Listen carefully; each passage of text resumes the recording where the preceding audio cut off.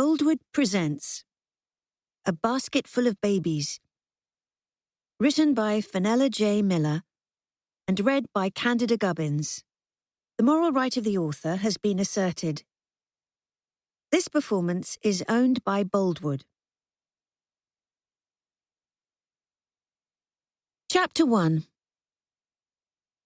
Colchester, October 1844. Her name was Sarah Cooper. She could hardly believe she was no longer a Nightingale like her brother Alfie. She twisted the thin gold band around her finger and smiled shyly at her husband. "Well, Sarah, love, you've made me the happiest of men." He didn't kiss her, but pulled her hand through the crook of his arm and led her back down the aisle.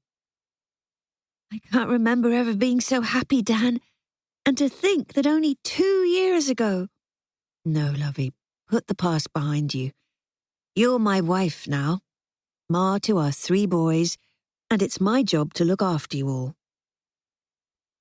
She emerged from the church just as the heavens opened. Was this a bad omen? Then the children threw themselves at her and she forgot her silly fears. "Are we going to get wet, Ma?" Joe, the 8-year-old, asked as he danced around, clinging onto her hand. "Afraid so, son, but it's not far from the church to our house. If we all run, it won't be too bad," Dan said as he ruffled the boy's hair. The youngest, John, held out his arms to be picked up. "You're a bit too big to be carried, young man, and we can run faster holding hands." "Yes, Ma, I'm the bestest runner." Davy, almost as tall as his brother, although he was a year younger, grabbed John's other hand. "We're blocking up the doorway, Ma. We'd better set off." Dan took the lead with Joe close beside him. She raced along behind, holding her skirt up with her left hand and clutching Davy's with the other. The weather had been clement when they had set out to St. Leonard's Church, but the clouds had rolled in whilst they were inside exchanging their vows. Dan already had the door open, and they tumbled in laughing and shaking the rain from their clothes and hair.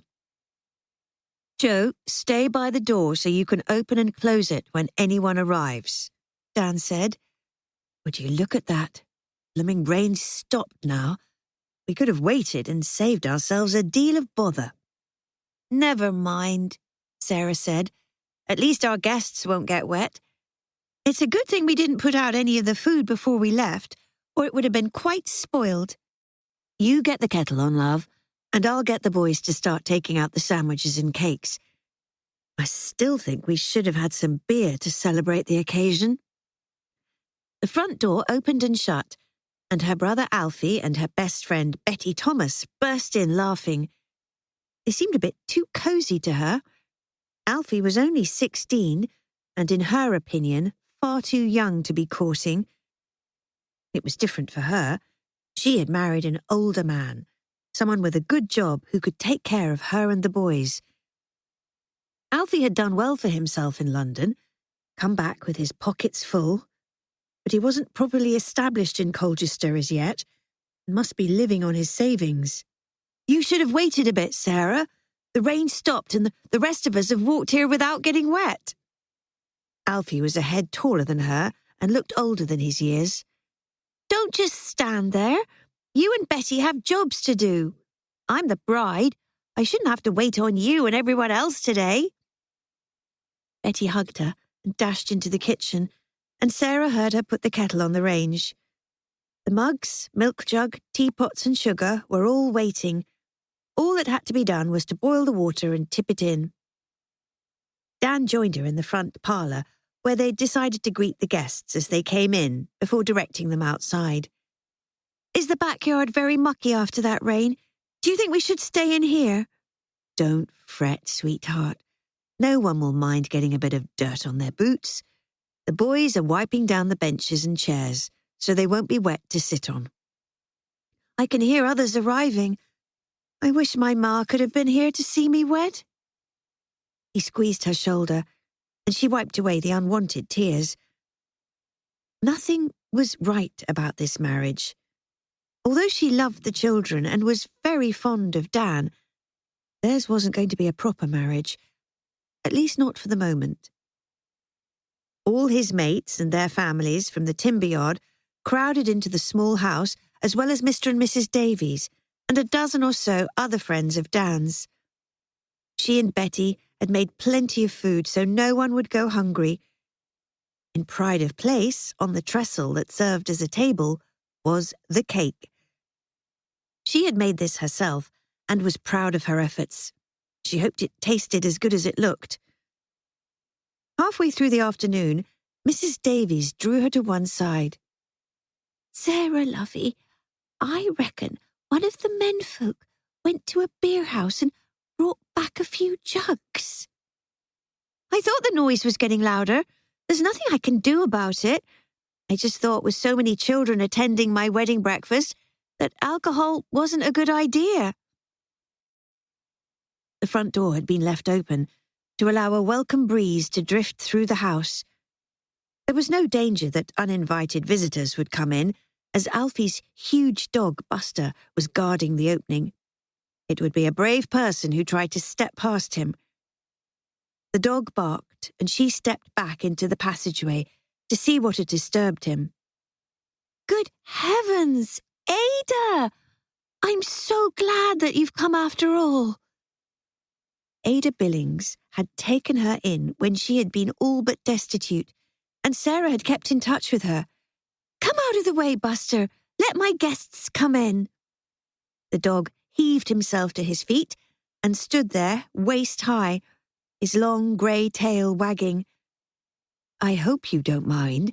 I brought my oldest son, Robert, with me. He's a pal of your Alfie and has just got back from Harwich after his last voyage." "Have you not brought any of the children? There are more than a dozen playing in the yard with my 3 boys."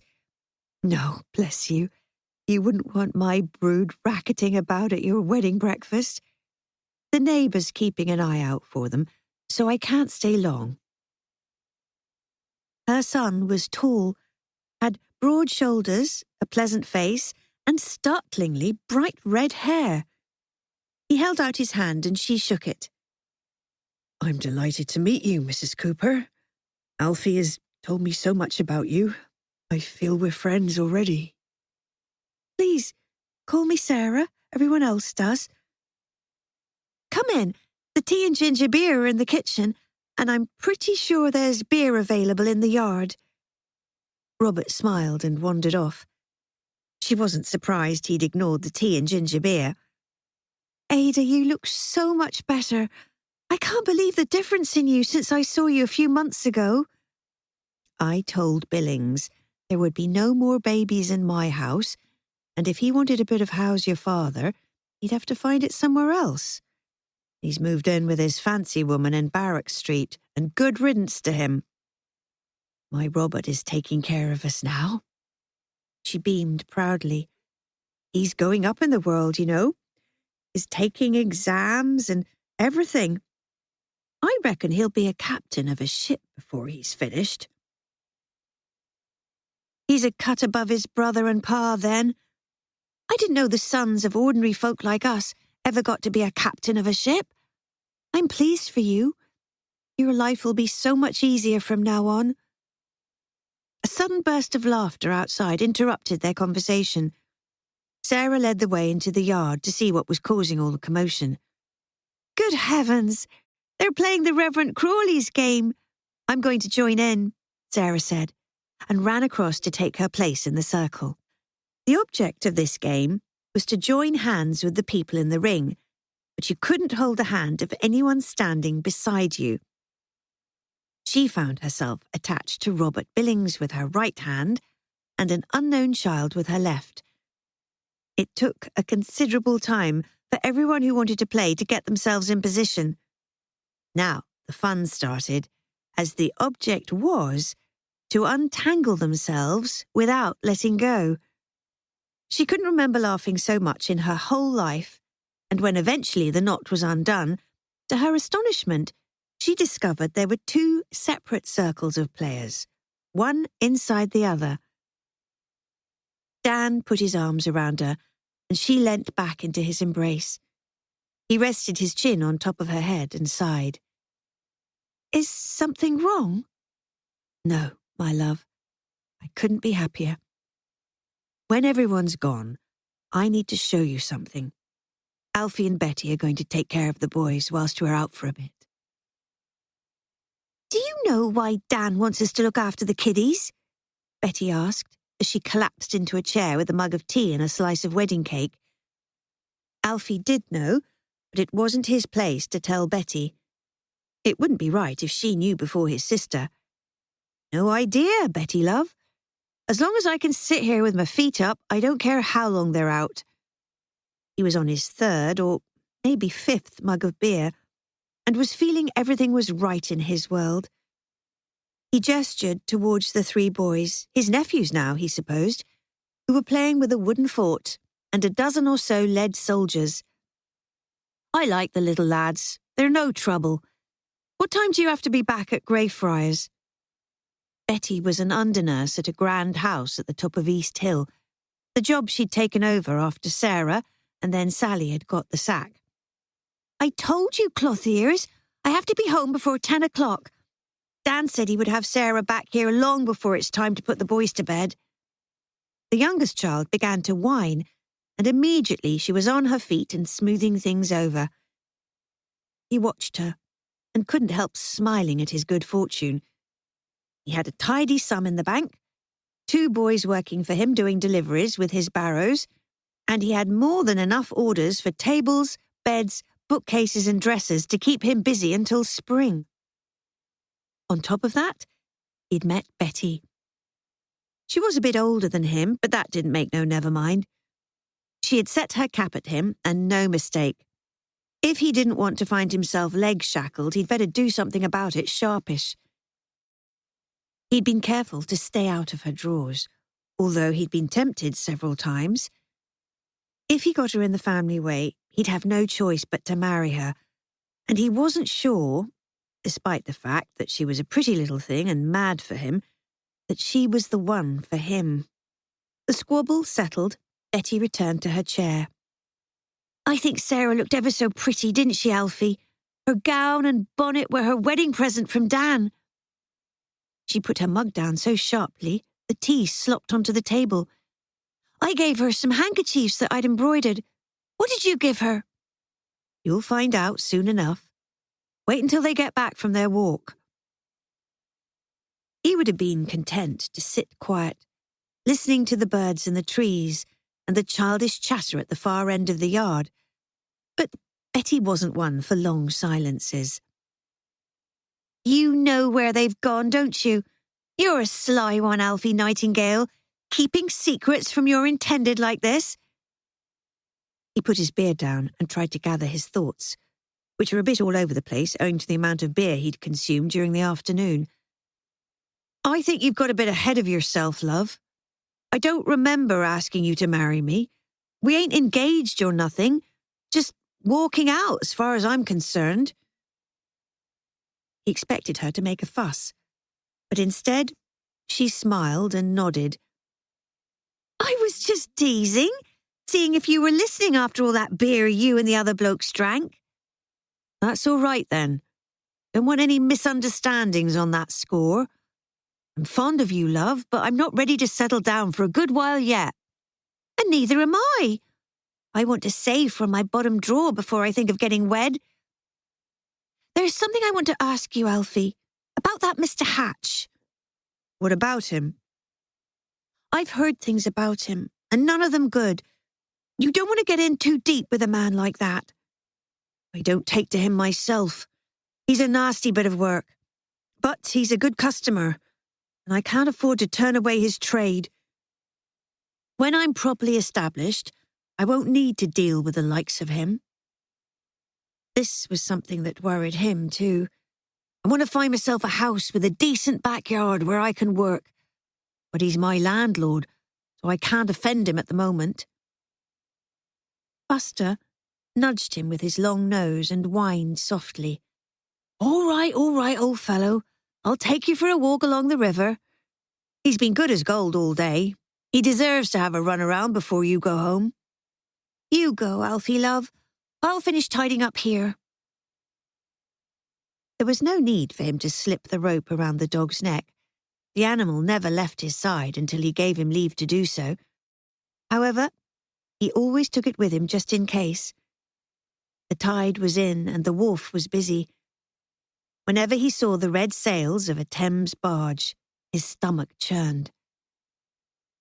It seemed a lifetime ago that he'd been gullible enough to hop onto a barge, thinking he'd found himself a job, and was then sold into slavery on a coal lighter on the Thames.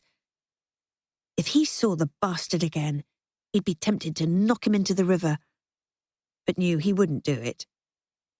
He didn't know if Black Ben, the bloke what bought him, still had legal rights.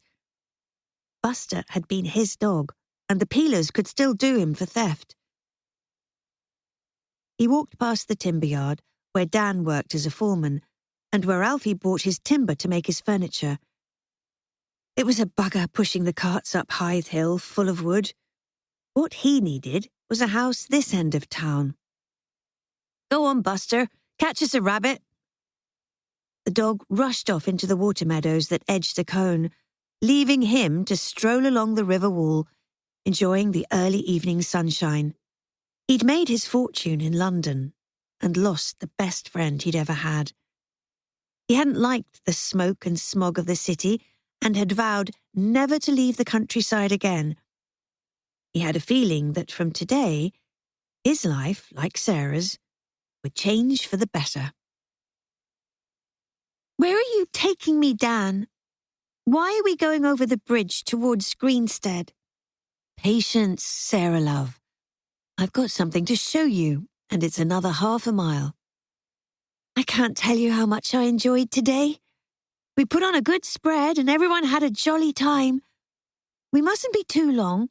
John will be needing his bed in an hour or so, and Betty told me she wants to spend a few hours alone with Alfie before she has to return to Greyfriars.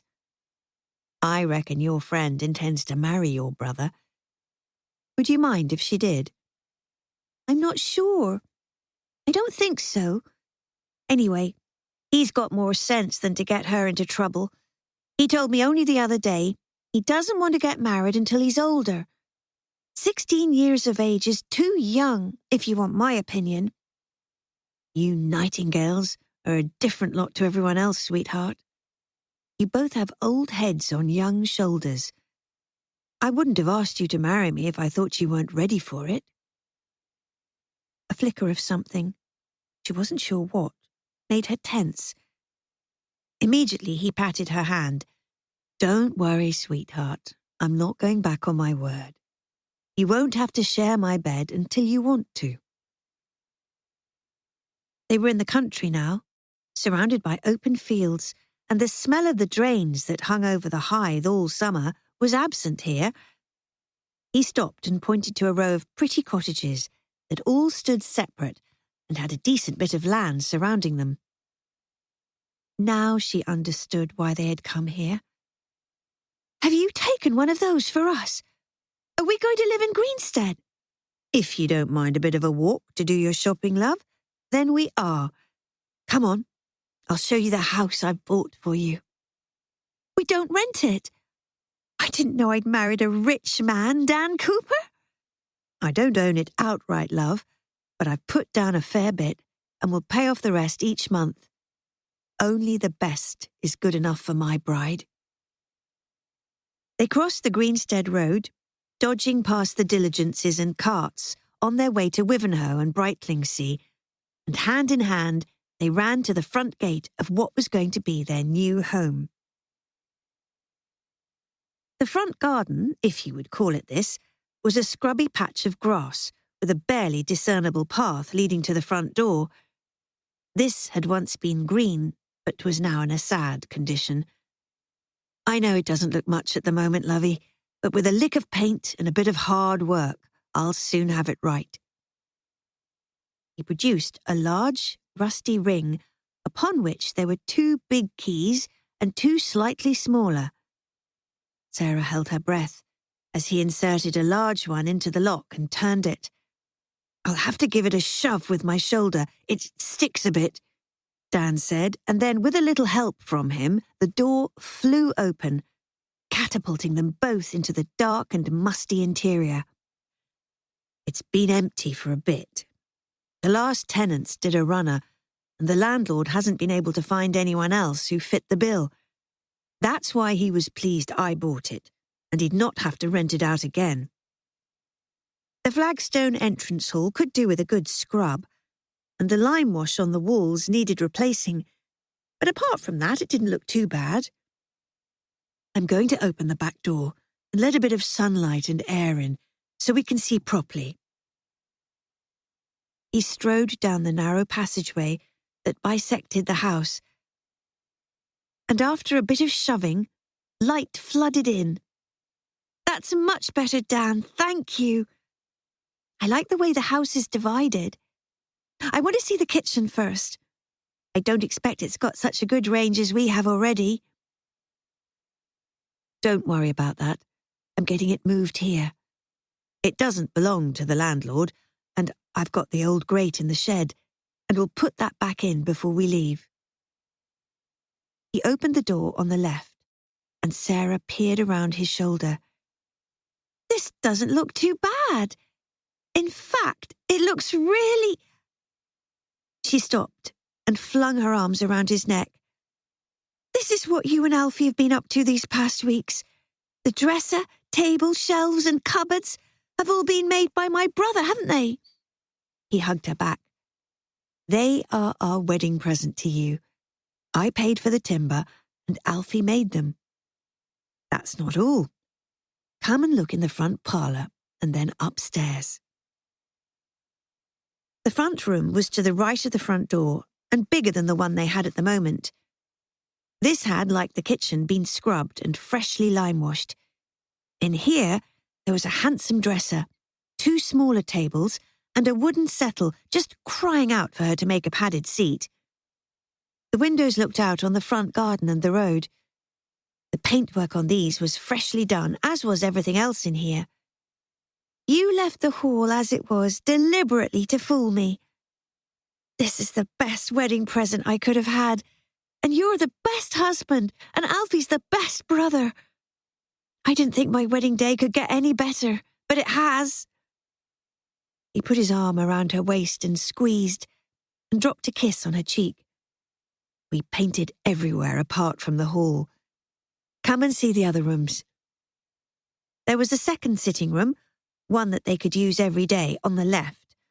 Behind the front parlour was a scullery with a laundry copper and a large stone sink. Give the pump handle a go, Sarah. You'll get fresh water from the well straight into the sink. She did as he suggested and was thrilled to find she had water directly into the house and would no longer have to go out into the yard to collect it. I take it that's the privy, but why does it have such a large door? It's a family one. 1 large seat and 1 small. She laughed. The boys can go in together, but I can assure you I shan't be taking any of them in with me when I go. She pointed to a freshly built chicken coop at the far end of the substantial plot. We can have more chickens now, and I can see what looks like the outline of a vegetable plot too. Would you mind if I grow flowers as well? I've always wanted hollyhocks, lupins, and maybe Michaelmas daisies as well. The garden is your domain, love. You do what you like with it. Get the boys to help you. Joe and Davy are old enough to do chores when they get back from school. She was just as thrilled with the 3 large bedrooms and box room upstairs. Alfie had made beds for the boys, and there was still room enough for them to play and a large cupboard to hang their clothes. You can have the front room, and I'll take the smaller one at the back. Was now the time to tell him she had changed her mind about sharing his bed? There was only one thing holding her back, and this was the thought that being intimate with Dan might well get her in the family way. If Ada was anything to go by, she could have 6 children round her skirts in as many years. No, she wasn't ready for that. so would leave things as they were for a while. I think the curtains from upstairs will do in the small bedroom and the box room. The parlour curtains might fit in the big bedroom, but I'll have to make fresh ones for the front parlour and the other room downstairs. Now I'm in business with Alfie, I can get the offcuts for next to nothing and good timber at half the price he has to pay. I'll have a bit extra each week for luxuries and such. They hurried round, closing all the windows, making sure their new home was safe from vagrants. The sun was setting when they got back, and the house was quiet. I think Betty has put the boys to bed, much earlier than usual, but I expect they were tired. She found her brother and her friend in the backyard, and when Alfie got to his feet, she hugged him. Thank you so much for your wedding gifts. I love my new house, and the boys will too. That's all right. It's the least I could do from a big sister. Your Dan working at the timber yard has been a godsend. I reckon in a year or two, I'll be able to afford a house like your new one in Greenstead Road.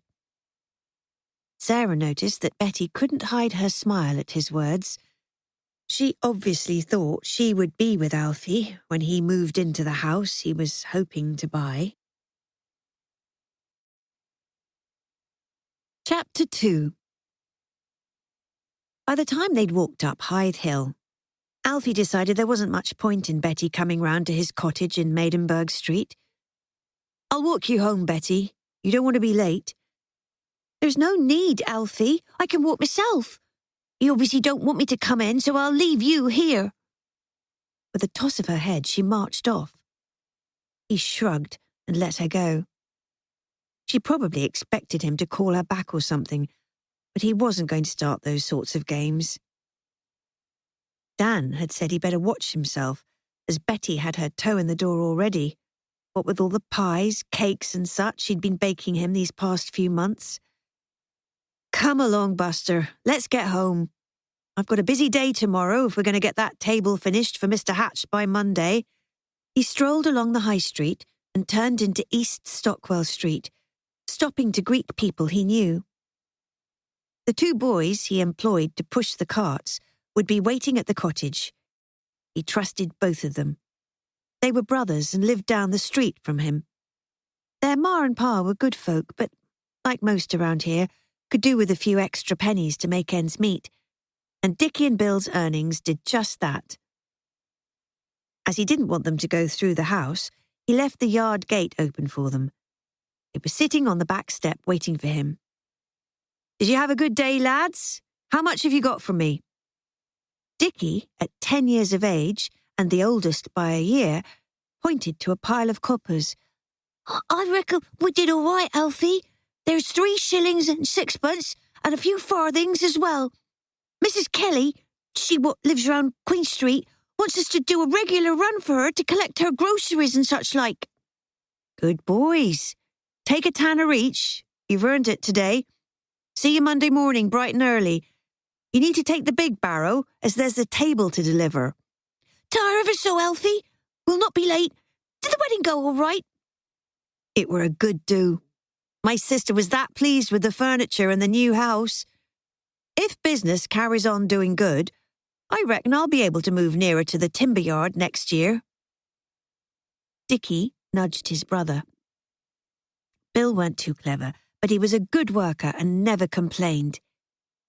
You would be nearer the yard, Alfie, but it'd be a bugger to get the furniture to your customers this side of town. I reckon it's easier to push a barrow full of timber up that bleeding hill than it would be delivering something what you finished.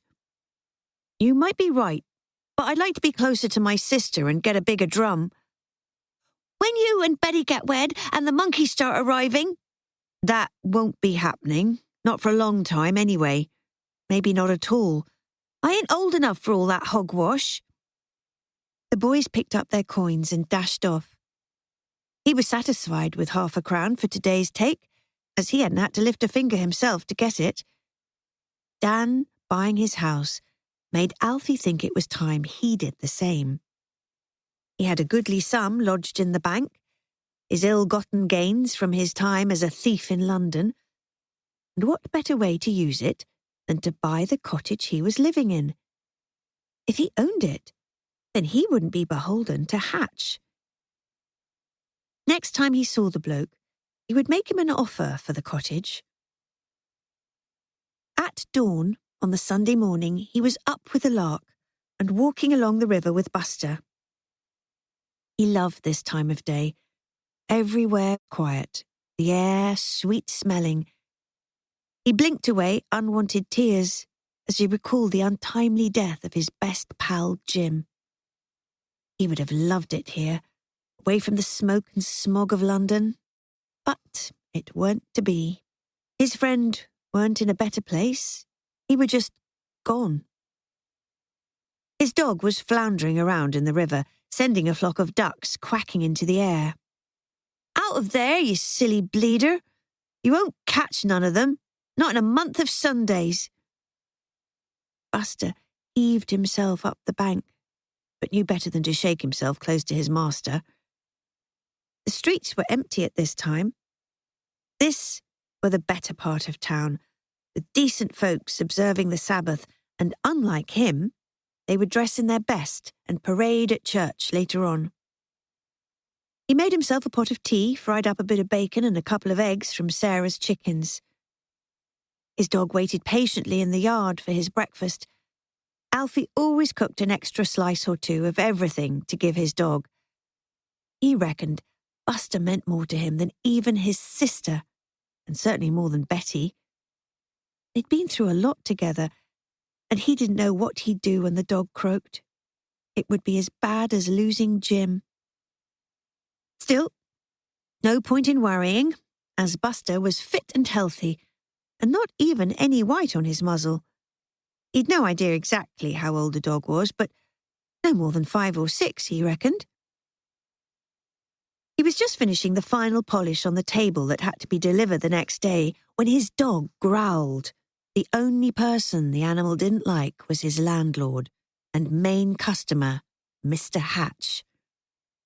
"Settle down, Buster. He ain't going to do us no harm." He weren't too keen on the bloke himself, but needs must, and he had no choice but to work for him until he had more customers of his own. Also, he wanted to buy the cottage, and wouldn't be able to do that if his landlord took umbrage. The man was smartly dressed, polished boots, and a handsome gold pocket watch prominently displayed. He reckoned the bloke to be in his 40s. He was what Betty called a fine figure of a man. "Good evening to you, Alfie. I've got a bit of business that you might be interested in." Alfie wiped his hands on the apron he'd taken to wearing when he was doing his carpentry. "What's that, then? I can't take on any more work. I'm booked up until next year." "No, nothing like that. Ain't you going to ask me in? I could do with a cuppa. And what I have to say is better said indoors, away from prying ears."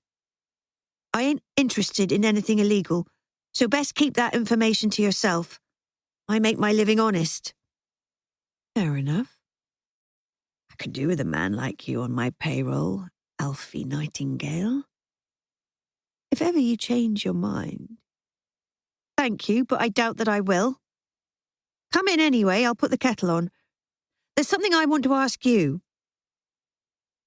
When he put forward the suggestion that he buy the cottage, Hatch nodded. "You got £50? It's yours if you have. You get the deeds drawn up. I'll have a draft waiting for you soon as I've been to the bank." They parted on good terms, and Alfie couldn't stop smiling. He'd gone up in the world and no mistake. A house owner at 16 years of age was something to be proud of. Dan had had to take out a mortgage. He'd got all the money put by, so wouldn't owe nothing to no one. This suited him just fine. He were now in a better position to be able to turn down work from Hatch, as he weren't in danger of being evicted. He would prefer to be out in the country like Sarah, but this cottage would do for a start. He was a legitimate businessman now, and any money he made would be by honest work. As he was sitting on the back step, enjoying the last of the evening sunlight, his stomach clenched. Why had the man thought he might be a shyster like himself? Had the bastard somehow discovered his illegal past? The children slept in the next morning, which gave Sarah time to get dressed in peace and prepare Dan and herself a tasty breakfast. That were grand, Sarah, love. Just what a fella needs on a Sunday morning. Are we going to Matins as usual? We were in church yesterday saying our vows, so I don't think it'll matter if we miss today. We can go if the boys are ready in time, but I'm not going to wake them up. They need their sleep after all the excitement of yesterday. We have to be out of here by the end of the month. That gives us 10 days to move our stuff. I've got a couple of mates coming at the end of the week to take out the range and put the old one back, so you'll have to manage with that until we move. It won't be for long, and I've managed on a lot less in the past. The few months she'd spent living in a damp, dirty, mice-infested room in the worst part of Colchester was best forgotten. She thanked God she would never have to endure such circumstances again. Alfie's coming down with his 2 boys and his 3 barrows to give us a hand, but I don't know what day it will be. I reckon I'll be at work, so you'll have to do it on your own. I've got the boys to help me. Now John is 4, he doesn't need quite so much looking after, and Joe and Davy are a real help to me most days when they get back from school. He dropped his cutlery with a clatter and pushed his plate away. I'm hoping they'll stay at school until they're 14. There's nothing like a bit of learning to get you ahead in this world. Then they can join me at the yard. I think Davy is keen to work with you, but Joe wants to go to sea as a cabin boy. Robert Billings told him when he's 10 or 11, he'll find him a position on whatever vessel he's sailing in. Fair enough. I'll not stand in his way if he wants to be a sailor, but I don't want him to leave school so soon. There's still a bit of clearing up to do in the yard, and the chickens want cleaning out. I'll get on with that. You have a bit of a sit-down, love. No, both those are my tasks. It's you that should have a sit-down. You work too hard as it is. She collected the dirty crockery and cutlery and took it into the scullery. The boys could have boiled eggs and soldiers when they eventually appeared. She also had a pot of jam to finish up before they moved, so they could have some of that on toast as well. The boys can do the chickens and tidy the yard. After all, it was the games they played that made the mess. He stood up. I reckon I'll go to the new house and paint the hallway then. Why don't you join me later? Bring a picnic lunch, and we can sit in the garden to eat it. The boys will be made up to see where we're going to be living next week. He collected his tool bag and strode off. She could hear him whistling, and her heart skipped a beat. When she'd first met him, when his wife Maria had been alive and she was their maid of all work, he had rarely smiled, and she'd never heard him whistle at all. He had loved his wife, but not in the same way he loved her.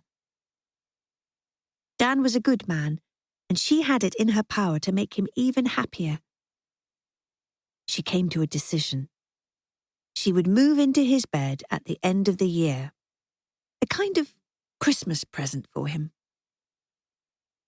The boys were eager to see their new abode, and even the littlest didn't complain about the long walk from their cottage in the Hythe to the house in Greenstead Road. Quickly, across the road whilst it's clear. Joe, you and Davy will have to cross this twice a day when you go to school, and you must promise me you'll be vigilant. The boys nodded. It'll take us a good while to get there, so we'll have to set off early. We'll get the strap if we're late, said Joe. I'll make sure you're up in time, so don't worry, Joe. I expect some of the children have further to come, and not all of them have stout boots and warm clothes in the winter either. There was no need for her to point out which house was going to be theirs, as Dan appeared at the front gate. The 3 boys took off, leaving her to walk more sedately the remaining 100 yards, carrying the heavy picnic basket on one arm. When she reached the gate, they had vanished inside, and she could hear them running about, shrieking and exclaiming in delight at everything they saw. She was relieved to put down her burden on the table. Today, they would be obliged to drink water with their sandwiches and cake, but coming from their own well, it would be sweet and fresh and no danger to them. She was sure a lot of ailments came from drinking dirty water. She remembered her ma had always told her to boil water before she gave it to Tommy. Her eyes filled as she recalled the dreadful day her little brother had drowned and her life had changed forever. It seemed a lifetime ago, yet it was only 3 years since the tragedy. She wondered what her mother was doing now. Had she and her stepfather found employment wherever they went? Jack Rand had been a skilled tailor, and Ma was just as good. Hopefully, they would have found employment somewhere else, and were doing as well as she and Alfie were. She didn't blame her Ma for leaving. She'd been a good mother to all of them.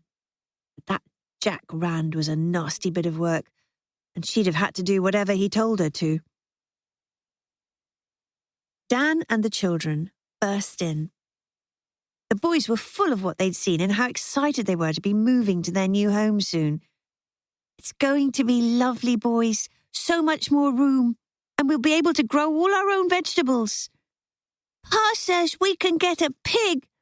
I'd like a pig, Ma," John said. "We'll see. There's certainly room enough to build a sty at the bottom of the garden. We have to get settled in first before we add anything else to the household. Pa says we can have a cat to keep down the rats and mice, and maybe a little dog too," Davy told her. She smiled at Dan and he winked. "Wash your hands, boys. We're going to eat our lunch now. I shall put the blanket on the grass. It's lovely and warm outside, even though it's the middle of October." The children were happy at the prospect of helping with the garden and wanted to start immediately. Fortunately, Dan had already accumulated a selection of tools, none of them new, but still serviceable. Dan completed the decorating of the hallway, and she and the boys managed to weed 1/3 of the plot between them. Hot and dirty, but content, they returned to their home at the Hythe. "Play in the yard, boys, whilst I get us tea. We shall all have a bath tonight if the